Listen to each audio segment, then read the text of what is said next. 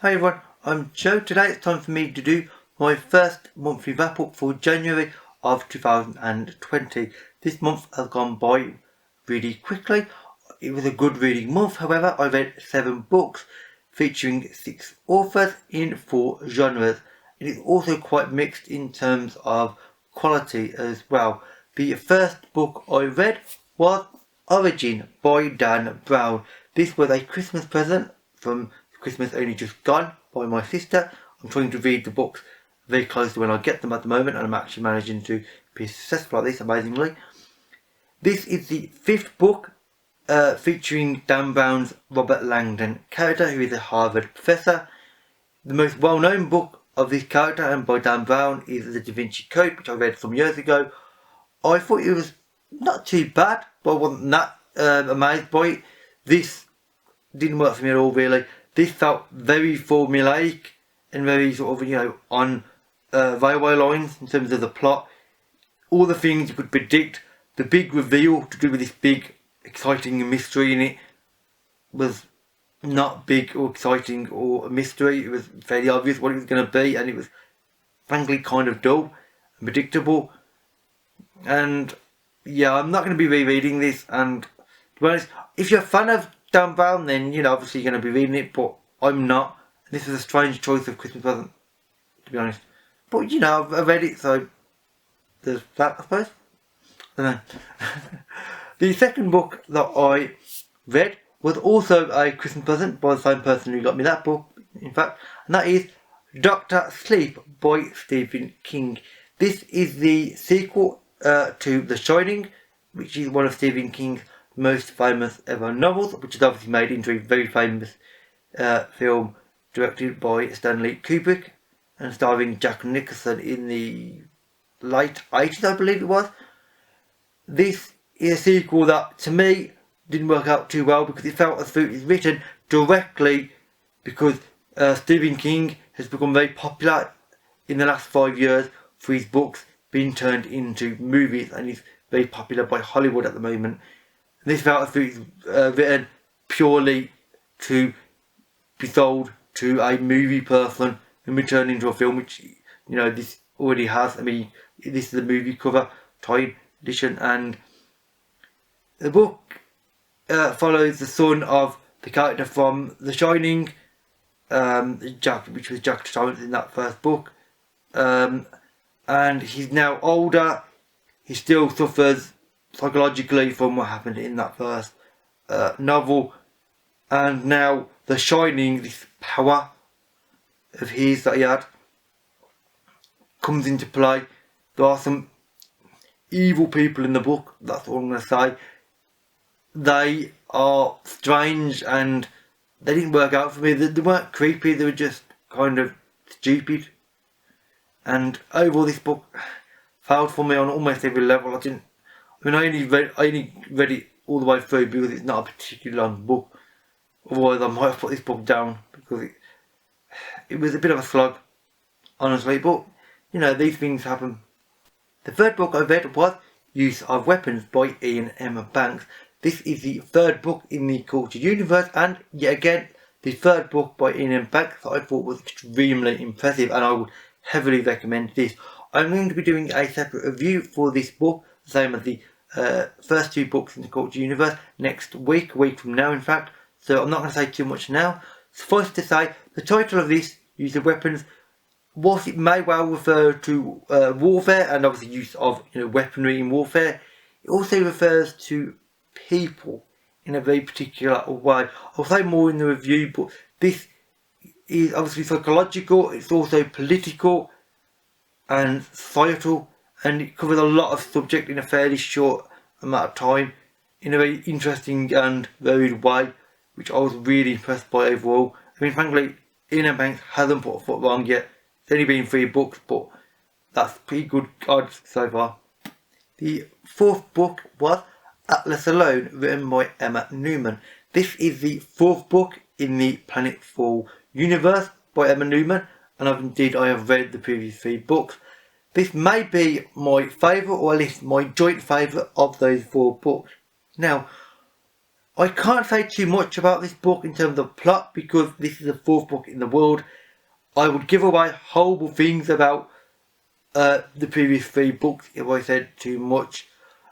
Rachel, a friend of mine who's known as Culinary on BookTube, did a very good review of this, and she managed to avoid a large amount of spoilers, although there are some, but kind of unavoidable if you want to know anything about the book whatsoever.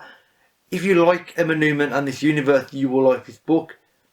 If you this sounds interesting, seeing this science fiction universe with a diverse set of characters, and basically there's a big mission to colonise another world, which you don't really know the fate of that, and each book is based on completely different characters, different aspects of it, let's say, related to it in general.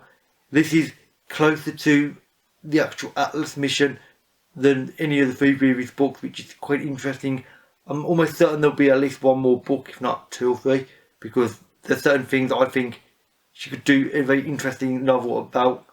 I would recommend this, and indeed Rachel's review of it, which I'll link below. The 5th book that I read was The Unpleasantness of the Bellona Club, written by Dorothy L. Sayers. This is a Lord Peter Wimsey mystery, the 2nd one of hers that I've read, and sadly this didn't work for me quite as well as that first novel. Now, I don't think it was to do with the plot that made this not work for me, because the plot was obviously there's this Bellona Club, which is this sort of upper class sort of, you know, nobility focused club in London, in what, 1910 London-ish, where, you know, only sort of, you know, people with, you know, money and influence, or at least they like to think they are, go there. You know, people of well manners and breeding and things. Actually, they're a load of idiots, to be honest. They go there, and it's this club, and one of the old time members is found dead, and it's to do with that. It felt a bit flat to me though, because frankly, the one problem that I had with it was a lot of the characters in this book, not Lord Peter Wimsey, he's open-minded, but most of the other characters are frankly unpleasant to read about. They are heavily sexist and racist and not enjoyable to read about. The main character, as I said, isn't that way, but he gets overwhelmed, I think, by all the other characters being fairly unpleasant. So it sort of spoilt the book a bit, which is a shame, because I wanted to like this, and I did like it in some respects, just not the one that truly matter, sadly. And finally, the last 2 things that I read in January were Shadow of a Dark Queen and Rise of a Merchant Prince, both by Raymond E. Feist. These is book 1 and 2 in the Serpent War saga, of which there are 4. I am currently reading the 3rd one now, and will read the 4th one in February. And I will do a review of the overall 4-book series when I've finished it. Suffice to say that this is an interesting series within the greater Rift War universe that Feist created. There are 30 books in total set in this universe, in different trilogies and things. I'm reading my way through all of them. This is a big, expansive fantasy world. It is not just one world, however, there are multiple worlds created by these rift gateways. So the species can interact through these gateways, although they often don't want to, they're just sort of forced to because of, you know, various evil sort of greater forces at play that are manipulating things behind the scenes. I really enjoyed these 2. These being a few new big characters and players into the game, whilst also expanding upon certain ideas and certain characters that you learned about in previous books. It also, the same as the previous 3 books, 1 or 2 old characters that you actually got to know in the first Rift War trilogy have died in these books now, because of course a long time has passed since the start of that first book, Magician. About 80 years have passed at least by this point, so it's been a long time, and characters are getting a lot old, and some of them are obviously now starting to die. So it's an interesting evolution of the world where, you know, it's not just a case of, it's not a short period, this is a long period. I expect that by the end of all of the Rift War book's the 30th book, that probably over 100 more years will have passed by then. So it'll be interesting to see how it's evolved in time.